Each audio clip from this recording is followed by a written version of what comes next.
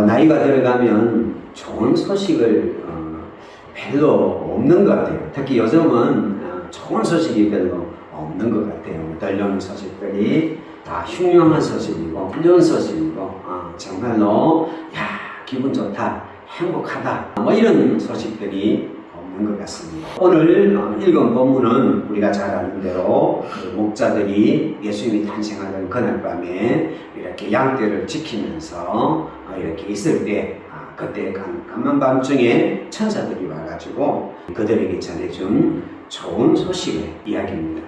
그래서 오늘 제목이 큰 기쁨의 좋은 소식이라는 제목을 가지고 이 성탄이 가지고 있는 좋은 소식의 의미를 꺼내보기를 원합니다. 오늘 본문을 같이 한번 읽어보겠습니다. 시작. 천사가 이르되 무서워하지 말라. 보라, 내가 온 백성에게 미칠 큰 기쁨의 좋은 소식을 너희에게 전하노라. 오늘 천사가 이렇게 들려주는 좋은 소식은 어떤 소식이냐면 온 백성에 미칠 큰 기쁨의 좋은 소식이다. 온 백성이라고 했어요. 온 백성. 뭐 백성이라고 그러니까 이게 뭐 그냥 이스라엘 이게 아니고 어떤 의미의 온 사람들, 이 땅에 있는 모든 사람들에게 미칠 수 있는 큰 기쁨의 소식이라 그랬습니다. 다시 말해서 이 성탄의 이 기쁜 소식은, 좋은 소식은 민족과 관계가 없다는 거예요. 예를 들면 유대인이나 이방인이나 유럽인이나 아시안이나 관계없이 모든 백성들에게 미칠 수 있는 큰 기쁨의 좋은 소식입니다.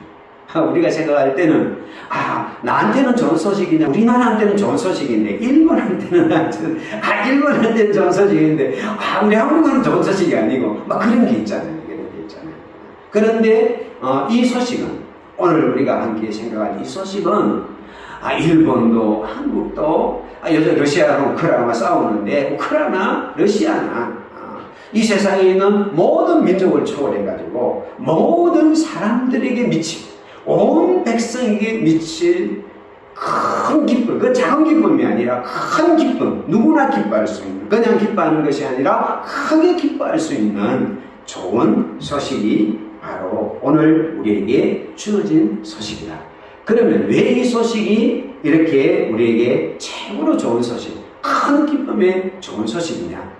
바로 그것은 구주가 나신 소식이기 때문에 우리 인생이 어떤 사람이든, 그 나라가 어떤 나라든 어떤 사람이든 모든 사람들에게는, 그들에게는 구원의 손길이 필요합니다. 우리 에베소서 2장 3절을 같이 한번 읽어볼까요? 시작. 전에는 우리도 다 그 가운데서 우리 육체의 욕심을 따라 지내며 육체와 마음에 원하는 것을 하여 다른 이들과 같이 본질상 진노의 자녀였더니, 우리 인생이 그렇다는 거예요. 이거는 우리만 그런 게 아니라 그게 미국이든 한국이든 중국이든 러시아든 어떤 나라든 속해 있는 모든 사람들은 다 같이 육체의 욕심을 따라, 그리고 마음에 원하는 대로 행해서 진노의 자녀라는, 하나님의 진노가 쌓이는 그런 인생을 살아갈 수밖에 없는 게 우리 인생이라는 거예요. 이것을 쉬운 성경에서는 이렇게 이야기를 했습니다. 같이 한번 읽어볼까요? 시작. 우리 모두 저들과 똑같이 죄된 본성을 쫓아 행하고 육체와 마음이 원하는 대로 온갖 일을 저질렀습니다. 우리가 하나님의 분노를 찾는 것은 당연한 결과입니다. 왜냐하면 그렇게 살아왔기 때문입니다. 그건 쉬운 말로 이제 풀어가지고 그렇다.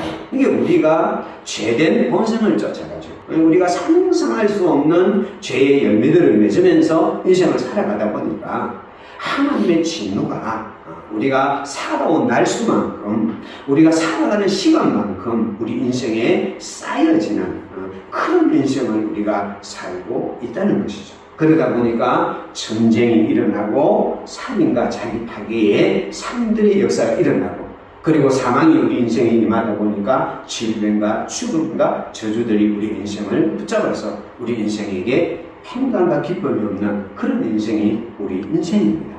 그래서 마치 제가 이렇게 가만히 보니까 이 죄라는 이 물길 속에 쌓여가지고 여기까지 물속에 있으면 사람이 숨을 쉬겠습니까? 그 안에서 허덕허덕하면서 죄의 무게에 짓눌려서 사망의 무게에 짓눌려서 그렇게 허덕허덕하면서 살아가는 인생이 우리 인생이라는 거예요. 그게 돈이 많든 돈이 적든 잘 나가든 잘 나가지 않든 그 인생이 겉으로 보기에는 화려한 인생이든 화려하지 않은 인생이든 제가 이렇게 하열 되면 이제 대전역에 노숙자들에게 목사님이 이렇게 음식 나눠주는 분인데 가서 설교를 한 번씩 하거든요. 화요일날 가서 설교를 한 번씩 하는데 그 노숙자들 정말 뭐 하루하루 살아가는 게 그러잖아요. 그 속에서 그냥 뭐 빵 하나 준다고 하니까 그게 모여와가지고 막 앉아있는 그런 인생입니다. 우리가 가만히 보면 정말 최고의 최고차를 타고 멋진 옷을 입고 뭐 명품 가방을 메고 뭐 화려한 뭐 이렇게 아파트에서 그렇게 떵떵거리면서 이렇게 살아가는 인생입니다. 모든 인생들은 다 이 죄의 무게에 짓눌려서 정말 숨도제대로 묻힌 인생 허덕허덕하면서 걸어가는 인생인 거죠. 제가 이렇게 글 보니까 이런 글이 하나 있더라고요. 와서 제가 한번 따왔는데 가까이 다가가봐 삶에 무게 없는 사람이 있나, 털어봐 아프지 않은 사람이 있나, 그리고 건드려봐 눈물 안 나지 않는 사람이 있나, 그리고 찾아봐 힘들지 않는 사람이 있나, 꼭 잡아 슬퍼지 않는 사람이 있나, 살펴봐 고민 없는 사람이 있나, 물어봐 사연 없는 사람이. 이 글을 보는데 이게 설교 준비하면서 글을 보니까 겉으로 볼 때는 멀쩡해 보여도 모든 인생이 다 사연이 있고 눈물이 있고 힘든 것이 있고 슬픔이 있고 고민이 있는 거죠. 그건 껍데기에 보고 본질적 껍데기에 고민도 있고 껍데기에 슬픔도 있고 껍데기에 사연도 있는데 그 인생의 근원, 인생의 본질로 들어가면 거기에는 하나님의 진노가 쌓여있는 하나님의 죄의 무게에 짓눌려서 걸어갈 수밖에 없는 인생이라는 거예요. 그러다 살다가 어떻게 됩니까? 계시록 21장 8절에 보니까 같이 한번 읽어볼까요? 시작. 그러나 두려워하는 자들과 믿지 아니하는 자들과 흉악한 자들과 살인자들과 음행하는 자들과 정치자들과 우생숭배자들과 거짓말하는 모든 자들은 불과 영으로 한 못에 던져지니 이것이 둘째 사망이라. 사람들이 착각하는 게 뭐냐면 그래 죽으면 끝이지. 막 고민하고 참 힘들고 어려우니까 야 죽으면 끝이지. 그게 끝이 아니에요. 인생은 이 땅에서 제 무게에 짓눌려 하나님의 진노에 쌓인 인생은 내가 꼭 죽는다 끝이 아니라 거기에는 둘째 사망이에요. 영원한 둘째 사망이 기다. 이게 우리 인생이에요. 그러다 보니까 우리 인생에 필요한 게 뭡니까? 바로 이 상황에서 이 절망에서 이 죄에서 우리를 건져줄 수 있는 분이 필요한 거죠. 바로 이 성탄은 어떤 날이냐? 같이 한번 읽겠습니다. 시작. 오늘 다윗의 동리에 너희를 위하여 구주가 나셨으니 곧 그리스도 주시니라. 구주가 났다. 이 구세주라는 말은 구약 성경에 하나님에게만 적용되는 단어예요. 다시 말해서 하나님이 당신의 백성들을 건져낼 때 사용하는 단어가 이 구주라는 단어예요. 이 구주라는 단어인데 이 단어를 이제 막 태어난 어린 아이에게 이제 베들레헴에 태어난 어린 아이의 소식을 전하면서 천사가 뭐라고 말하는가 하면 너희를 위하여. 누구를 위하여? 나를 위하여.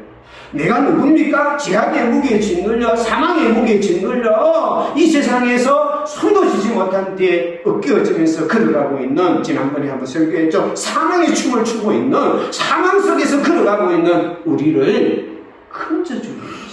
그런 우리를 위하여 구주가 나셨다. 구주가 태어나셨다. 할렐루야. 예수 그리스도가 우리의 구원자로 우리를 찾아오신다. 그러니까 여러분, 내 인생에 구원자가 나신 거야. 구원자가 나를 찾아오신 거야. 그러니까 이게 큰 기쁨의 좋은 소식이죠. 이제 우리의 죄악의 그 무게와 우리의 사망의 그 무게에 다 벗어 던져버리고 우리에게 생명의 춤을 추게 만들 사망의 춤을 완전히 박살내버리고 이제는 그 생명 안에서 우리가 춤추며 우리가 기뻐하며 살아갈 수 있게 만드는 그분이 우리를 찾았어요. 할렐루야. 저의 큰 형이 폐암으로 돌아가셨어요. 폐암으로 돌아가셨는데 그 배암이 이제 걸려가지고 술도 먹고 그렇게 하다 보니까 암이 찾아온 것 같아요. 그러니까 이렇게 말기가 돼가지고 치유를 받는데 이제 이게 약이 안 됐잖아요. 약이 안 됐잖아요. 그러면 이 소식을 계속 그렇게 찾다가 신약이 개발됐다. 그러면 이제 신약이 이제 암에 대한 신약이 다 개발이 되면 미리 이제 그걸 약효를 하기 위해서 그 사람을 이렇게 뽑는 모양이더라고요. 암 환자 중에서 희망이 없으니까, 희망이 없이 하니까 혹시나 이 약이 들을까 봐가지고 그 약을 찾는 케이스가 있어요. 그걸 딱 찾으면 막 계속 연락을 해갖고 그 연결을 하려고 애를 쓰더라고요. 애를 해가지고 어떻게 딱 연결이 되면 그 약이 좀 들어요. 신약이 들으면 사람이 이렇게 다 주고 가다가 그 약이 어느 정도 들으면 살아요. 그게 돈이 많이 들어요. 그러면 그 약 치료를 받으려고 그 서울 아산병원까지 가가지고 그 약 치료를 받고 좀 하고 그럼 몇 개월 사시더라고요. 그러다가 이제 나중에 이제 돌아가셨는데 그런데 옆에 지켜보니까 돈이 아무리 많이 들어도 뭐가 많이 들어도 하루라도 너 그 부분을 살릴 수 있다면 해가지고 신청해가지고 저도 이제 몇 번 저 형을 태워갖고 서울까지 제가 그때 여수에서 목회를 할 때인데 서울까지 막 가가지고 병원에 같이 가고 그렇게 했던 기억이 좀 나는데 그분들에게 정말 그 약하는 조금만 내 정신을 완화시킬 수 있는 하루라도 내 생명을 더 지속시킬 수 있는 약 하나를 얻으면 그 천하를 얻는 것처럼 느낄 수 있어요. 이번에 뉴스 보니 그런 게 있더라고요. 요즘 암이 다 오늘 생존율이 높더라고요.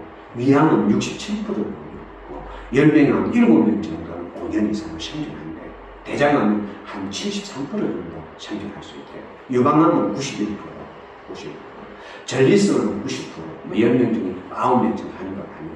이제 힘든 게 간암하고 폐암이래요. 간암이 27%밖에 안 하고, 폐암이 20%밖에. 이런 분들에게 유리한 소망이 뭡니까? 치료해야겠지.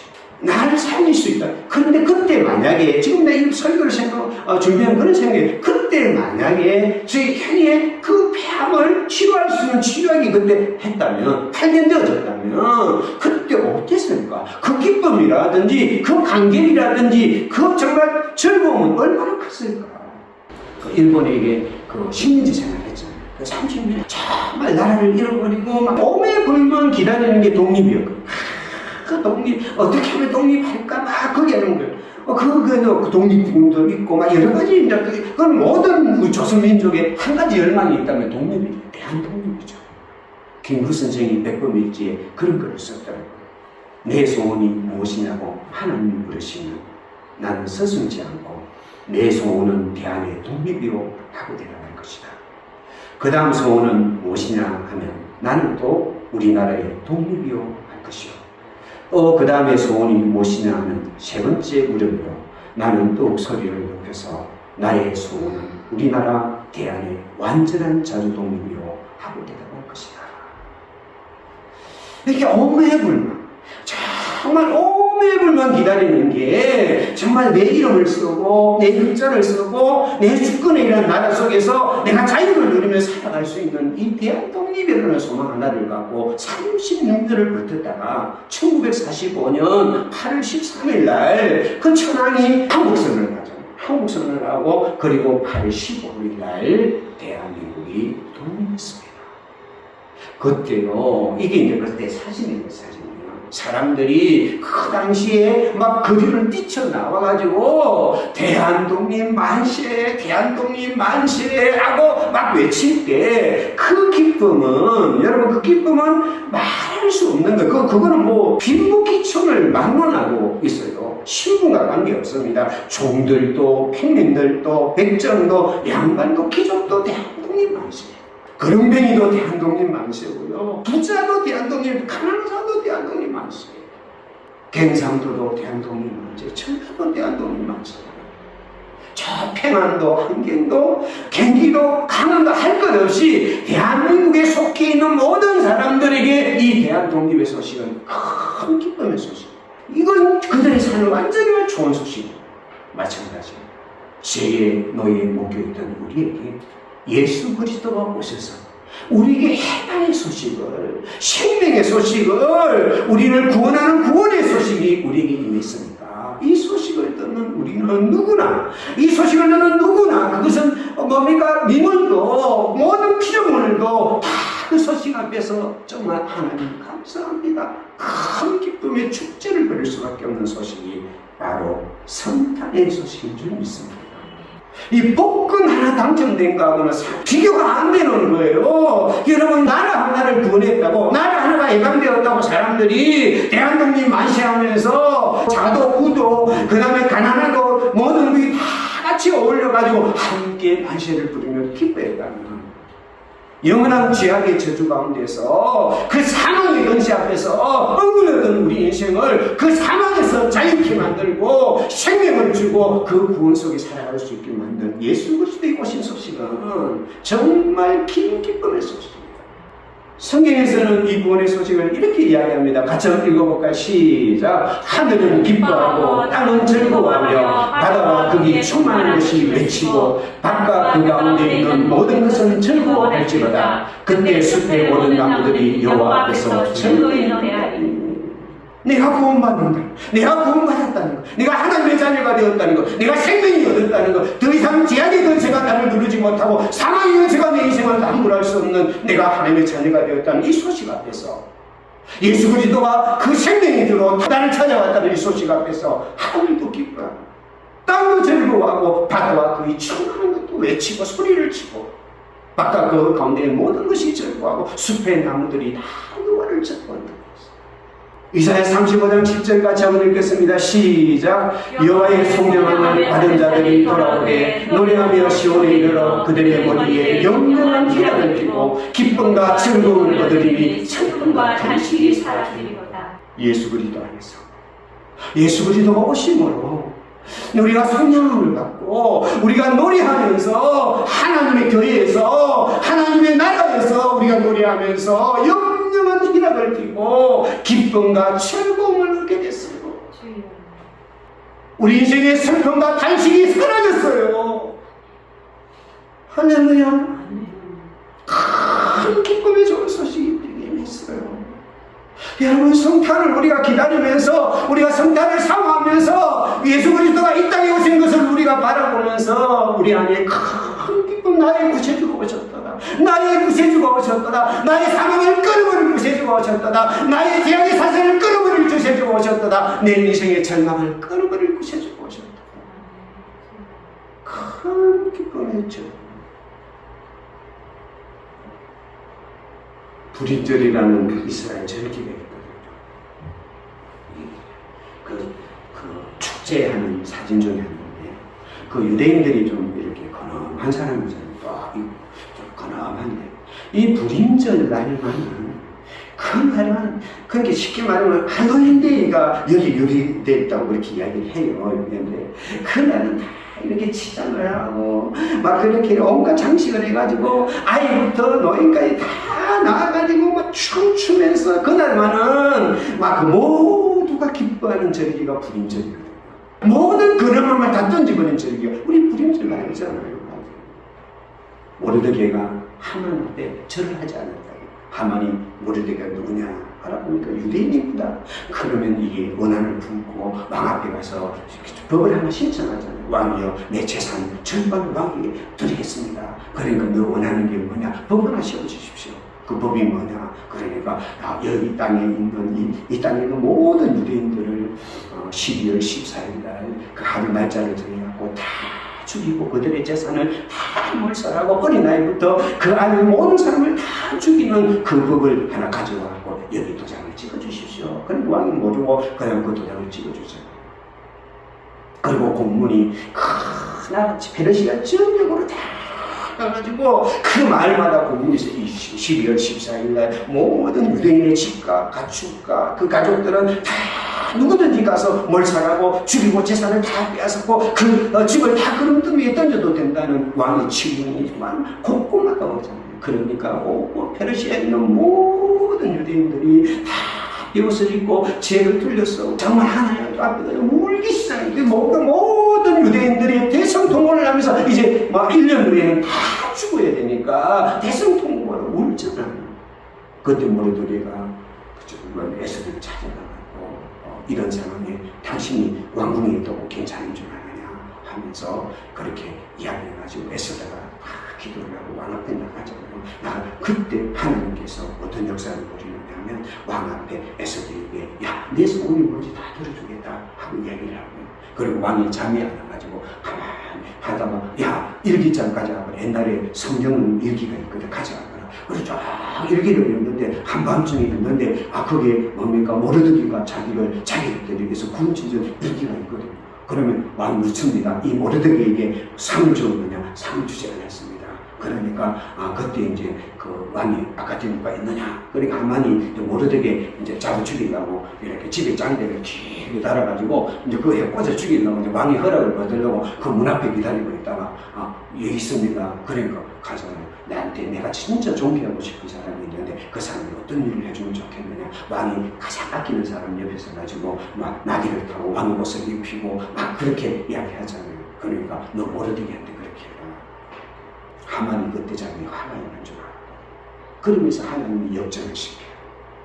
그래 왕이 다시 에스더에게 내 소원이 뭐냐? 그러니까 내 민족 유대인인데 건져 주십시오. 그때 왕이 새로운 칙령을 내리잖아요. 12월 14일날 유대인들을 건드리는 모든 자들은 유대인들을 반대하는 모든 자들은 그 재산을 다 몰수하고 그들을 다 그림덩이에 던져버리고 그 유대인들을 옆에 있는 사람들을 다 지킬지어다는 두 번째 칙령이 낼 수 있어요. 그 칙령이 내려지니까 그 죽음의 날인 그 12월 13일 14일 이틀 동안 이스라엘 백성들이 나와서 춤을 추면서 자기가 건져진 것, 자기가 회복된 것, 자기들이 살아낸 것을 그 사람들이 나와가지고 그 죽음의 날에 생명의 춤을 추면서 옷을 벗고 즐거워하는 게 불임절입니다. 여러분 우리는요 날마다 불임절이에요. 우리가 주일날 우리가 예배를 드리는 오늘이 불임절이라니까요. 내가 지금 죽어야 될 날을 사망 가운데 빠져야 될 날을 예수 그리스도가 나를 건져주셔서 하나님의 자녀가 되게 하고 하나님의 백성이 되게 하고 천국을 누릴 수 있는 생명을 누렸으니까 우리는 날마다 즐거워하리라. 우리는 기뻐하리라. 오 성탄, 오 주님이 오신 날, 나의 구세주가 오신 날, 나를 살리러 오신 그날 우리가 기뻐하고 즐거워하리라. 이스라엘이 70년 포로 생활을 할 때 얼마나 슬펐느냐요. 시편 137편 1절 5절에 보면 이런 이야기가 있습니다. 같이 한번 읽어볼까요? 시작. 우리가 바벨론의 여러 강변 거기에 앉아서 시온을 기억하며 울었도다. 그 중에 버드나무에 우리가 우리의 숨을 걸었나니 이는 우리를 사로잡은 자가 거기서 우리에게 노래를 청하며 우리를 함께하게 한 자가 기쁨을 청하고 자기들을 위하여 시온의 노래 중 하나를 노래하라 하미로다. 우리가 이 마음 땅에서 어찌 여호와의 노래를 부를까? 예루살렘아 내 하늘을 잊을진대 내 오른손이 그의 죄를 잊을지어다. 우리가 뭘 슬픈데 우리가 뭐가 기쁜 노래를 부를 수 있어? 우리가 어떻게 즐거운 노래를 부를 수 있어? 여기서 나는 울면서 내 수금을 노래할 내 수금을 버드나무에 걸어버리고 나는 내 수금을 킬 재주를 잊어버렸다. 여봐 나는 기쁨을 잃어버렸다. 나는 기뻐할 수 있는 상황이 아니로다 하면서 울며 보낸 세월이 70년이거든요. 근데 하나님께서 그 이스라엘 백성을 건져주셨어요. 그 이스라엘 백성들을 건져서 포로에서 회복이 되어질 때 그것을 노래한 노래가 시편 126편입니다. 같이 한번 읽어볼까요? 시작. 여호와께서 시온의 포로를 돌려보내실 때에 우리는 꿈꾸는 것 같았도다. 그때 우리 입에는 웃음이 가득하고 우리 혀에는 찬양이 차섰도다. 그때 온 나라 가운데서 말하기를 여호와께서 그들을 위하여 큰 일을 행하셨다 하였도다. 여호와께서 우리를 위하여 큰 일을 행하셨으니 우리는 기뻐하도다. 여호와께서 시온의 포로를 돌릴 때 우리는 꿈꾸는 것 같도다. 이게 꿈이냐 생시냐. 영원한 죄악의 사방 가운데 죽어갈 내가 예수 그리스도를 통해서 하나님의 자녀가 되어서 그 생명 가운데 내가 살아가는 내 모습을 보니까 꿈꾸는 것 같다. 우리 입에는 웃음이 가득하고 우리 입에는 찬양이 찼도다. 사람들 가운데 하나님이 우리에게 큰 일을 행한다. 여호와께서 우리를 위해 큰 일을 행하셨다. 여러분 바벨론 포로에서 돌아오는 것이 이렇게 기쁜 일인데 영원한 저주와 죄악과 우리가 지옥에 근처에서 우리가 회복이 되어서 하나님의 백성이 되어서 하나님의 자녀가 되어서 예배를 드리고 이렇게 주의 생명 가운데 걸어갈 수 있는 이날, 이 성탄의 날, 예수가 구원자로 오신 날, 그래서 나를 살린 이날, 우리가 어찌 찬양하지 않을 수 있으며 어찌 우리가 기뻐하지 않을 수 있으며 우리가 어찌 노래하지 않을 수 있겠어요? 기쁜 일이 없다고요? 웃을 일이 없다고요? 행복한 일이 없다고요? 아닙니다. 우리는 기쁘고 즐겁고 행복한 점이 있습니다. 네. 기쁘다 구주오셨네.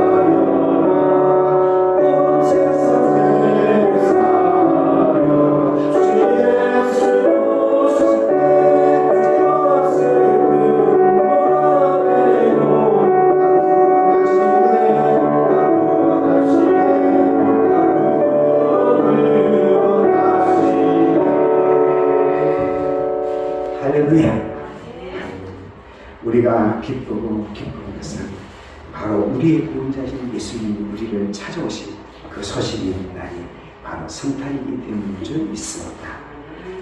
같이 한번 읽어보겠습니다. 시작. 그 지역의 목자들이 밤에 밖에서 자기 양들을 지키니 주의 사자가 곁에 서고 주의 영광이 그들을 두드러주시니 크게 웃어하는지라. 근데 이 기쁜 소식, 온 백성이 입실 큰 기쁨의 소식을 하나님께서 누구에게 전했느냐? 바로 그 지경의 목자들에게. 이 목자들은 그 당시에 가장 비천한 사람들입니다. 왜냐하면 이 직업상 성전에서 제사를 드릴 수 없는 사람들이기 때문에 이 사람들은 종교적으로나 여러 가지로 천대받고 매시받는 사람들이 이 목자들입니다. 이 기쁜 소식을, 이 놀라운 소식을 하나님이 천사를 통해 가지고 가장 나은 목자들에게 전했습니다. 할렐루야. 그러면서 뭐라고 그 소식을 이야기하느냐면 같이 한번 읽겠습니다. 시작. 너희가 가서 강구에 서여 물 위에 누워있는 아기를 보더니 이것이 너희의 표적이니라. 할렐루야. 그 가난하고 약한 목자들에게 전하면서 표적이 있는데 그게 뭐냐면 아이가 강구에 서여 어디 구주에 누워있는 것이 너희의 표적이다 하면서 이 기쁜 소식을 전했습니다. 여러분, 우리가 1945년도에 해방이 되지 않습니까? 해방이 됐는데 그 해방이 되었을 때는 다 누구나 다 행복하고 즐거웠지만 그 해방이 끝나고 난 뒤에 무슨 일이 있습니까? 남북전쟁이 6.25가 일어나고 가라앉도 지금까지 계속 이런 어려움들이 오잖아요. 그럼 처음에는 막 기뻐가지고 모든 사람이 기쁜 날을 하지만 나중에 보니까 떵떵거리고 잘난 사람들만 그것을 누리고 있더라는 말이죠. 힘든 사람은 여전히 힘들더라는 거죠. 만약에 이런 구원이고 이런 것이라면 우리가 진정한 구원이라고 말할 수 없지 않습니까? 오늘 우리 주님의 구원의 소식은 누구에게 전하자느냐? 가장 약한 자, 가장 가난한 자, 가장 미약한 자에게 전해지면서 예수님이 아기로 오셨고 구유에 있는 자, 가장 약한 아기로 가장 가난한 자로 우리를 찾아오셨다고 말씀하고 있습니다. 그것은 바로 예수님의 구원은 바로 우리의 가장 약한 우리를 위한, 가장 낮은 자를 위한 우리 주님의 기쁜 소식인 줄 믿습니다. 같이 한번 읽어볼까요? 시작. 우리에게 있는 내 제사장을 우리의 연약함을 동정하지 못할 수 있다 하여 모든 일에 우리와 똑같이 시험을 받는데 죄는 없으십니다. 어린 아기로 오셨어요. 우리의 모든 약함을 같이 채우라고 경험해가지고 우리와 똑같은 마음을 누리기 위해서입니다. 고린도서 8장 9절 같이 한번 읽겠습니다. 시작. 우리 주 예수 그리스도의 은혜를 너희 아버지와 부유하신 이로 너희를 위하여 가난하게 되시면 그의 가난함으로 말미암아 너희를 부유하게 하시리라. 우리를 위해서 가장 부유한 예수님이 가장 가난한 자로 오셨는데 그건 우리를 위해서 그렇다고 했어요. 우리를 위해서. 우리를 부유하기 위해서, 가난한 우리를 부유하기 위해서 주님은 그렇게 우리를 찾아오셨습니다. 그러므로 우리가 이 성탄을 맞이하면서 이 성탄의 기쁜 소식, 이 성탄의 감격의 소식을 우리가 마음에 담고 우리가 바라보면서 사모하는 여러분들이 되시기를 축복합니다. 기도하겠습니다. 사랑하는 하나님의 은혜를 감사를 드립니다. 우리 예수님이 이 땅에 어린아이로 찾아오신 것은 정말 온 백성이 기뻐할 큰 기쁨의 좋은 소식인 줄 믿습니다. 우리가 성탄의 기쁜 소식을 감격하며 감사하며 주님을 사모할 수 있는 은혜가 있게 하여 주시옵소서. 그 주님을 우리가 나누고 전파할 수 있는 도구가 되게 하여 주시옵소서. 예수님 이름으로 기도드립니다. 아멘.